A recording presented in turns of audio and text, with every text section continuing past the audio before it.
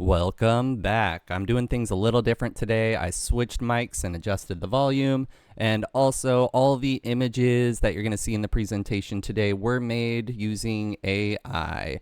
All right, so let's get started. Today we're going to talk about staying safe online, which is an important thing for all of us to try to do.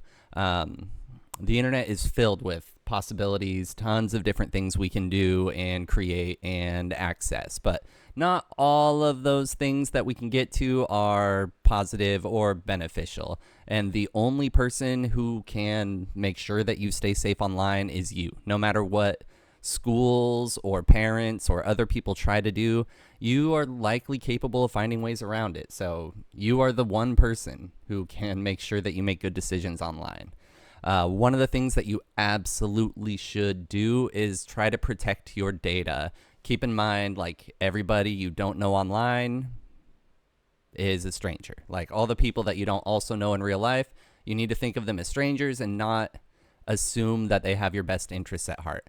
A lot of people, come up with characters who they play online or who have people have a lot of different accounts and they pretend to be different people. Sometimes they'll have all those people work together to try to trick somebody out of their data. There are folks who have ended up with groups of friends, 4 or 5 friends that they chat with online. And in some of those cases, those 4 or 5 friends might just be one random person doing a long con to try to get their data. And the data they're likely after is not just passwords or login information, but full names, addresses, the towns people are in, their pets' names, their birthdays, their social security numbers. If a scammer or person online is able to get all of this information, they could create fake accounts, fake credit card accounts, all kinds of stuff. And if they can get access to your email or other things like that using the info they get from you, then you can lose access to your purchases or your accounts or various other things. And the older you get, the more important it is to make sure that your data is protected. One of the ways to do that, just don't share your stuff online.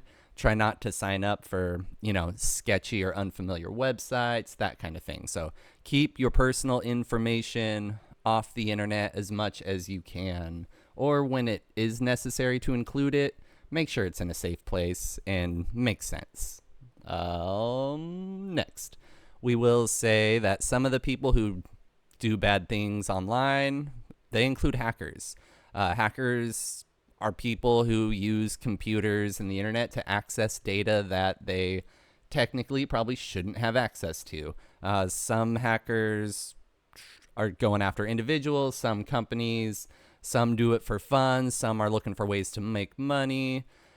And there are a lot of ways that hackers get into people's accounts. But from what I remember and have heard in the past, unless it's changed, the most common type of hack is just guessing a person's password. It's amazing how many people will make a password that's password with no capital letters or password 1234. There are a lot of passwords. I would name a few more, but I'm hesitant because I know they're passwords people actually use for important stuff sometimes. So there are a lot of passwords people come up with or use that are really obvious or that they think it's really smart. We'll go with AWSD exclamation point or AWSD 1234 exclamation point. Those are passwords that I've seen multiple people come up with on their own thinking, oh, no one will guess this. But that's another one of many common passwords people come up with thinking they're being original. So hackers, easiest way to get into somebody's account, most common way, guessing a password. This is a lot easier if they have your personal information. Other ways that people get your info is phishing. They'll send you a link, an email, a text message, a snap, something that looks official. They will spoof a bank's website for people and they'll click on that thinking the email is from the bank and it looks just like their bank. They'll plug in their info for their bank. It may even redirect them to their bank, but if it was a spoofed email from a phishing scam, What actually happened is they provided the hacker, the person who sent the information, they gave them their password and access to their account. A lot of these can be really complicated. So oftentimes, let's say you've got your Epic Games account and you get a weird email asking you to log in. It's better not to use the email. Go to the actual website and find the thing. If you can avoid using email links, try to do it. There are situations where, like for college stuff in the past, I've had to use emails from links to get to specific things, but I know who's sending it, I know where it's sending me, and in the phishing attempts that I've seen in my college accounts, there's usually a big old warning at the top. But it's really important to pay attention. Don't get caught with a phishing scam. Don't give people your login info, and try not to download weird files from emails.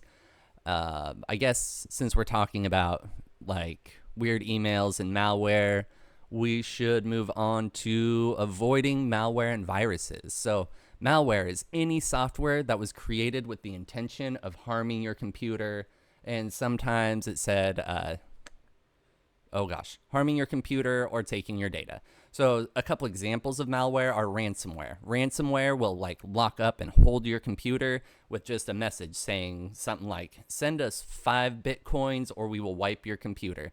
Ransomware, it holds your data, your devices and stuff hostage. Another example would be keyloggers. Keyloggers track every key you type, everything you click, and some people using keyloggers, that's a great way to get passwords because they'll get the keys that you type to get to a website, and then they'll get the keys that you use to log in, that kind of stuff. And then there's Trojans, worms, spyware. There's a lot of examples. Spyware, they're able to watch and see what you do on your computer, sometimes access cameras or microphones that are plugged in, that kind of thing.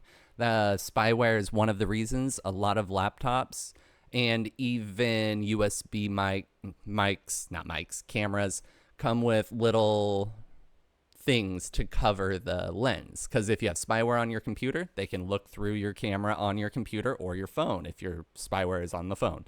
A virus is a type of malware. The distinction with viruses is that they can replicate, they can copy themselves and make themselves bigger and bigger and spread to other devices. So like spyware isn't designed to duplicate itself, but it does a bunch of bad stuff. A virus can duplicate itself and spread all over the place.